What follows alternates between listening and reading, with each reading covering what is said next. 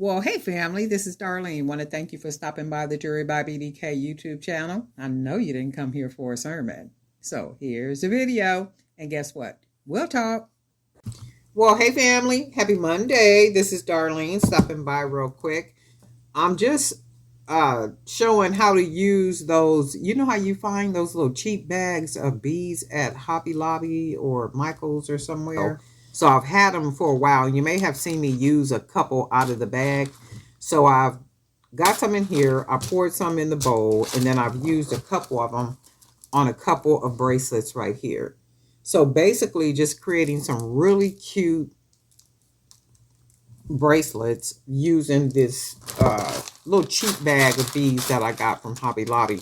The thing with that is sometimes you can get the beads, even beads like this, and they just look like kitty, almost like kitty type beads. And it's like, okay, well, I need to make something that looks a little bit more mature than a kitty bracelet. So it all depends on like what you match the beads with, right? So these beads do look kind of like kiddish. And when I bought them, I was like, I really don't like them. And that's why I really haven't used them, because I was like, they look like kitty beads. But then it's like, okay, well, I could still mix them with other beads and they can come out looking like real cuties, right? So I have about 17 of these hearts, and I am going to just use all these hearts, and I'm going to use, let me move this stuff right here. And then I'm going to use, I have a lot of these beads right here. So this is just some. Now these beads, they came in a box, but I remember they came in a box from one of the subscribers sent me a box, and it had a bunch of these in it. But when I initially got them, I bought them at Joann's, like, you know, way back. So they come with a lot of strand, like I guess one long strand that could be like, looks like maybe 4 or 5 strands on there when they fold them, right? So there's a lot of beads. So this is just some, but in the box down here, I have a whole lot more of them. So my thing is, okay, I need to start using these beads. So we're going to go ahead and use some of these beads. We're going to use our little Hobby Lobby beads that we got. And then we got these beautiful, I think they're wood. Somebody told me that they're not wood, but I don't know. They look like wood beads. So I'm not really sure what they are. They look like wood. They feel like wood. Not unless, you know, there's something else that I was told, and I don't even remember what I was told that they are. But they just remind me, I mean, everything, the texture, the feel of them, the look of them. They just look like wood, but I don't know. But anyway, I got 17 of these, so I'm going to go ahead and use these. And we are going to make a couple more bracelets. We're just going to make all 17 of them. Whatever comes together, just comes together. And then that's what we're going to do. Pretty much, right? And I was just looking around here. I'm like, man, I have so many beads. I was somewhere this morning, and I was talking to a lady, and she was telling me about a place that's here where I live, where I can actually go and get beads. And I was like, I have never heard about that place. And she said, well, no, you could check them out. She went online and showed me, and I was looking at the prices. I mean, like really nice prices for some beads. And they do like a live, it looked like on maybe Tuesdays and Wednesdays, or Mondays and Tuesdays or something. But I'm gonna go onto their website probably later, and then familiarize myself with their website, and then see when they do the lives. Because it was saying something about what she was saying, and also their website was saying that they do lives, and when they do lives, of course, they do discounts. She was also saying that the man who owns the place has like a work area in the back, a work studio in the back. And that work studio, he has people back there making jewelry for QVC. So that tells me that he more than likely has a line of, he does have a line of jewelry, because she showed me on the website, that little area right there. And I was like, oh, how cool is that? But he has his own line of jewelry. So at his place where he sells the beads, which looks like a really nice size, you know, store, she was saying that there are people in the back that are making, that are making the jewelry. And I was thinking, if he sells on QVC, you pretty much have to have somebody helping you make, or you got to source it out or something like that, because you have to, it's supply. You got to make sure that you have enough supply to be able to sell on QVC. Because I've even checked into QVC, to see how you could sell on QVC, and what's required and all that kind of stuff. And you do got to be, and I think the number was like between 3,000 and 20,000 units you would have to be able, to have available and able to ship out. And you would have to be able to do that constantly, like always having the product available to be shipped out and stuff. So I was telling her that. I was like, yeah, that makes sense, because if he's selling on QVC and he has people in the back room back there making jewelry, yeah, he has to make sure that that stuff is ready to be shipped out if they're selling it on QVC. So, and if they're selling it on QVC, they're not doing, I don't think that they're doing, let me see, put that right there. They probably sell it on their website now, as opposed to doing, like whatever they do. And I think that's what they mainly do. They'll have you do like, like they feature you, and then when they feature them all the time, I think. And who shops on QVC? Do any of you guys shop on QVC? I haven't shopped on QVC in forever. I mean, oh my goodness. Forever, ever. And QVC is not the first place I think about when I need to buy something, or, like need something, or that is not the first place I think about.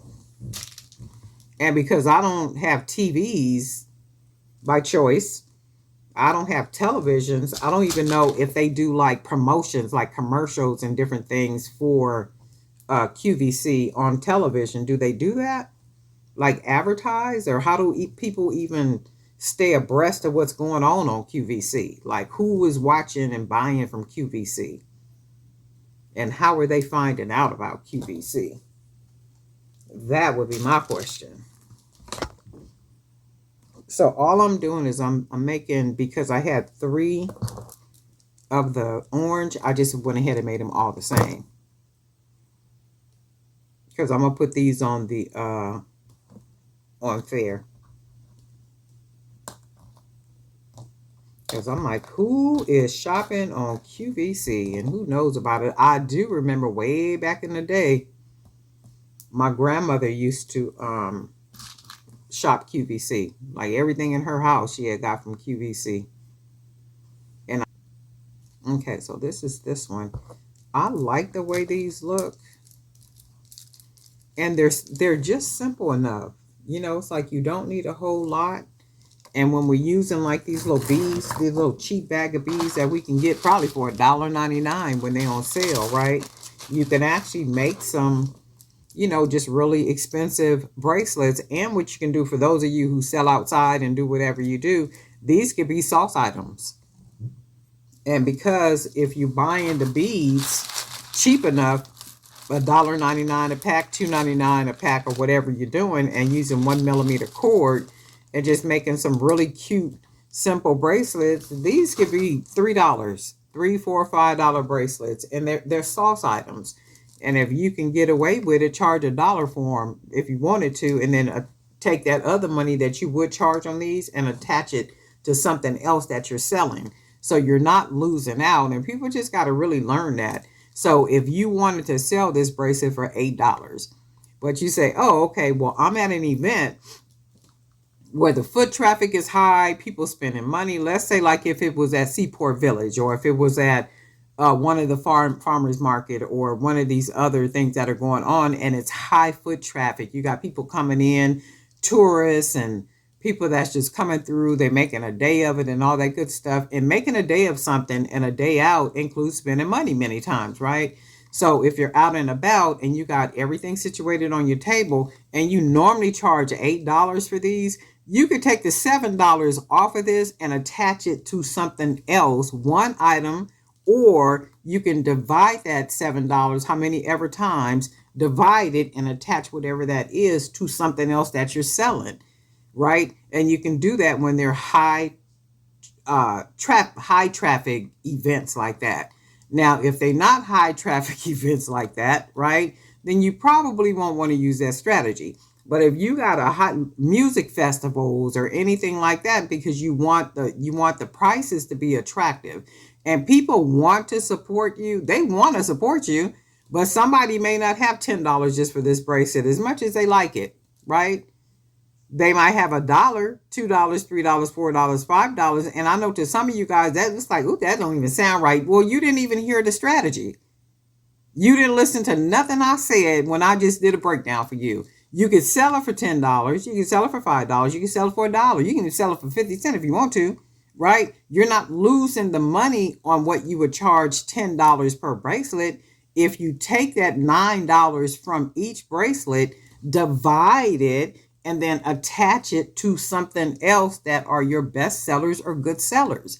You're not losing the money. You're still making the money. You're just making prices attractive for people to buy. You got something for everybody to buy. Everybody. Even if people are looking at the table and it's like, oh, well, I like everything here, but I really don't buy anything. You know what? There's a bracelet for $1. Let me go ahead and grab that. Or $2 or $3 or whatever you put on there, right? You're not losing the money because you've already attached it. You've already divided 10 times whatever that $9 is. 9 times 10, 90. You've already taken that and divided it how many ever times that you're going to attach it to whatever product. And then that way you're not losing money. You're not losing the money. You're still making the money because people are still buying things, right? Or if you have, you could attach it to one something that's an expensive something if you want to do that. But I never do that. I always break it all down and do like what I explained to you guys. But anyway, these can be sauce items. And that's why they can be sauce items too. Because remember, you paid $1.99 for 1,000 beads. More than likely. $2, $3, whatever it is, you're still winning. And those are called sauce items. But anyway, so we got these. Really cute, cute, cute. Okay, so now what we're going to do, we're going to go ahead and we have purples. We got 4 purples. So with these purples, we're just going to go ahead and take, let me make sure might have to use my wire. Okay, there we go. So we got our purple. And for the purple, let's see if we got enough gold beads. We can actually use some gold beads because we're going to make all 4 of them look exactly the same. So this is how we're going to start it. And we can still use some of these little beads right here because the colors do match and we got so many of them. We're just going to go ahead and stack them. And that's another thing too. When I see beads, I try to only buy when it's like 2, 3, 4 strands, and that's like getting harder and harder to do. So if I buy beads out of the store, I'm just like, this is just not even making no sense. It almost makes no sense no more. The sale price to me is the right price. Okay, and I like the way that looks, so we're just going to do a bunch of these. I could have actually started it not with a gold bead, but actually with this little lavender bead right here. But guess what? We already here now, so it is what it is. So we're just going to go ahead and start stacking them. That's all we're going to do. And you can come out with some really cool, that one. You can come out with some really cool pieces with these cheap beads.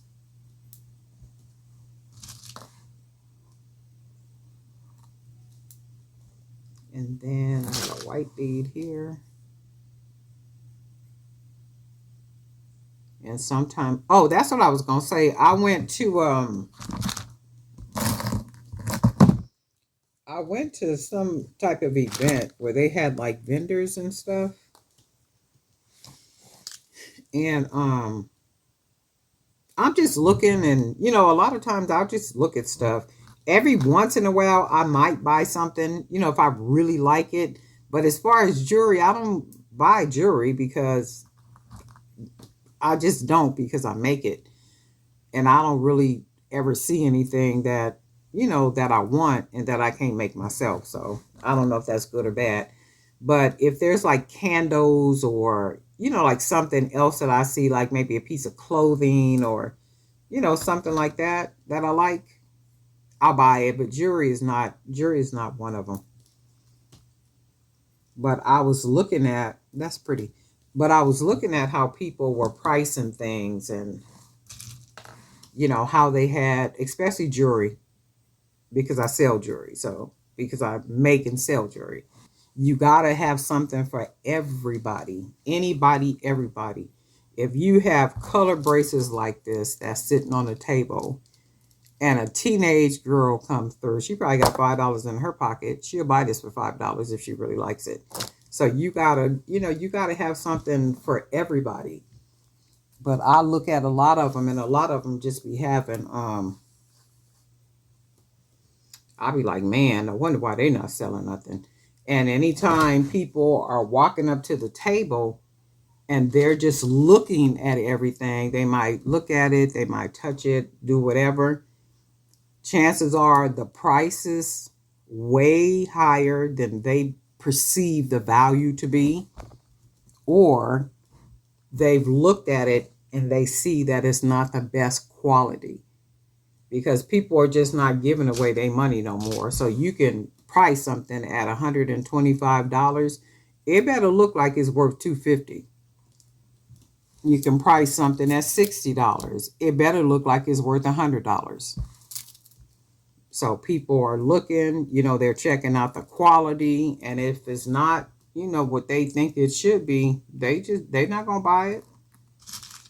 You can best believe that one. They just not gonna buy it. But if you have a wide range of prices, quality is high across the table, right? Like, I mean, quality is off the roof. It's just popping all over the place. They think they're in a department store. And then you got prices that start from high ticket to very low ticket. Now you just kind of serving everybody. And you have to think about that too. Like when you do them little different events, and I'm talking about high traffic. I'm not talking about the church women's conference. That's not what I'm talking about, because chances are it's just a handful of people that are filtering through there, right? So you got to kind of gauge whatever the price is going to be the price for that type of foot traffic. That's not what I'm talking about. And sometimes when I be talking about stuff, I think people just don't get it. I think it goes over people's heads sometimes. So I'm not talking about the $2 crowd. That's not what I'm saying. I'm saying price your items at $500 if they're worth $500, and the quality warrants that you charge $500. By all means, do that. But I'm also saying, for that same $500 piece, you can have a high quality piece, but for a lower price, right? If that makes sense. And it probably won't to some people, because you guys got to see some of the emails and stuff I get. It'd be crazy. They done calm down a little bit. People don't calm down a little bit. But I still sometimes get some emails, where people just don't get stuff. And I just be like, I don't get this. And a lot of times I don't even answer people back. Okay, so this is what this one looks like. We are already at 25 minutes, so we ain't even going to do a whole bunch. But this is what I'm doing. I done just talked up a storm already, huh? And I wasn't even meaning to do that. I was going to go ahead and put some music on here. But I like the way this one looks. So we're just going to go ahead and I'm going to make 4 of this one. And then we already made 3 of this. We made 3 using the orange. So this is how this one looks. And then this is the one with the purple. So we changed it up a little bit, but we still using these little cheap beads that we got at Hobby Lobby. Whenever we got them, right? So I'm going to go ahead and finish these up. So if you got a bunch of them little bags and you got some events coming up or something, go ahead and make you some sauce items. Don't be afraid to make sauce items out of them little cheap beads and stuff. And that's the thing. If the colors start coming off of them and all that kind of stuff, guess what? People, they not gonna care. You know why? Because they only paid $1, $2, $3 for the piece, so they could care less. It's like, well, I wasn't expecting it to last a lifetime, right? And those are your sauce items. And if you try that at an event or somewhere, have some little sauce items. You'll probably some people will probably make more money on their sauce items than they will their other. But the objective is to make something. So if you paid out money, you want to make some money, right? So you gotta, do a little strategy, figure some stuff out, buy you some cheap beads and put that stuff together. Fast, quick, and in a hurry. Everything is not about an agate. Everything is not about an onyx. Everything is not about a tiger eye.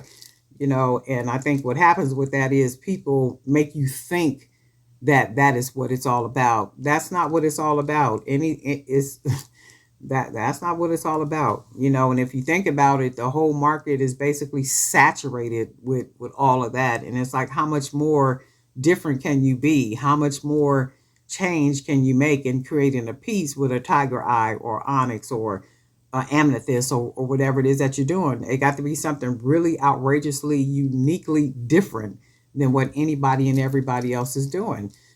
So don't be afraid. Why do you think they got Temu? Why do you think they got Alibaba? Why do you think they got all these other little different websites where they're selling?